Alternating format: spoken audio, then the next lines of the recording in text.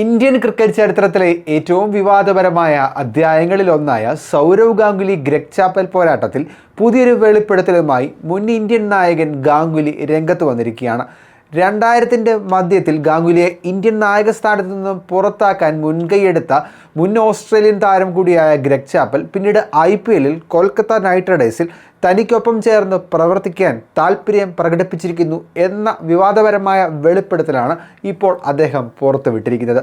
Indian ക്രിക്കറ്റിൽ വലിയ കൊടുങ്കാറ്റ് സൃഷ്ടിച്ച ഗ്രെഗ് ചാപ്പൽ യുഗത്തിന് ശേഷവും തനിക്ക് ചാപ്പലിൽ നിന്ന് അപ്രതീക്ഷിതമായ ഒരു ഓഫർ വന്നിരിക്കുന്നു എന്നാണ് മുൻ BCCI പ്രസിഡന്റ് കൂടിയായ ഗാംഗുലി വെളിപ്പെടുത്തിയത്.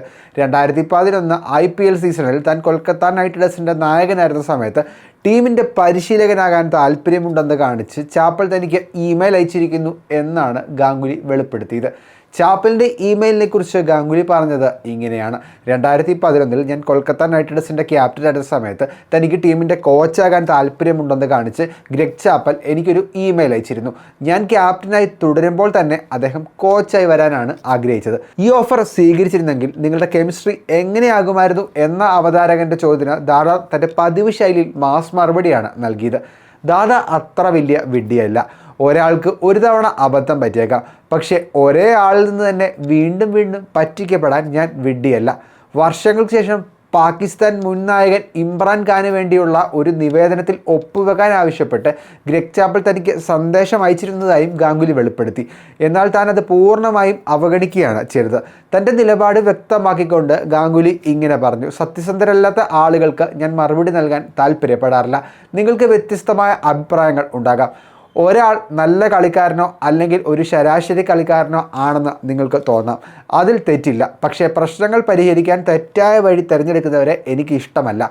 നിനക്ക് അതിനുള്ള യോഗ്യതയില്ല എന്ന് എൻ്റെ മുഖത്ത് നോക്കി പറയുന്നവരെയാണ് എനിക്കിഷ്ടം. ഇതാണ് ഗാംഗുലി പറഞ്ഞത്. IPL-ൻ്റെ പ്രാരംഭ വർഷങ്ങളിൽ കൊൽക്കത്ത നൈറ്റ് റൈഡേഴ്സിൻ്റെ കോച്ചായിരുന്ന മറ്റൊരു ഓസ്ട്രേലിയൻ താരം ജോൺ ബുക്കാനനുമായും ഗാംഗുലിക്ക് പ്രശ്നങ്ങളുണ്ടായിരുന്നു. ബുക്കാനൻ മുന്നോട്ട് വെച്ച മൾട്ടി ക്യാപ്റ്റൻസി സിദ്ധാന്തം അന്ന് KKR-ൽ വലിയ തർക്കങ്ങൾക്ക് കാരണമായിരുന്നു. ഈ സാഹചര്യത്തിൽ ഗ്രെഗ് ചാപ്പൽ, ജോൺ ബുക്കാനൻ എന്നിവരിൽ നിന്ന് ആരെയാണ് മികച്ചതായി തിരഞ്ഞെടുക്കുക എന്ന ചോദ്യത്തിന് ഒട്ടും അടിക്കാതെ ഗാംഗുലി ഇങ്ങനെ പറഞ്ഞു: ഞാൻ ഗ്രെഗ് ചാപ്പലിനെ തിരഞ്ഞെടുക്കൂ.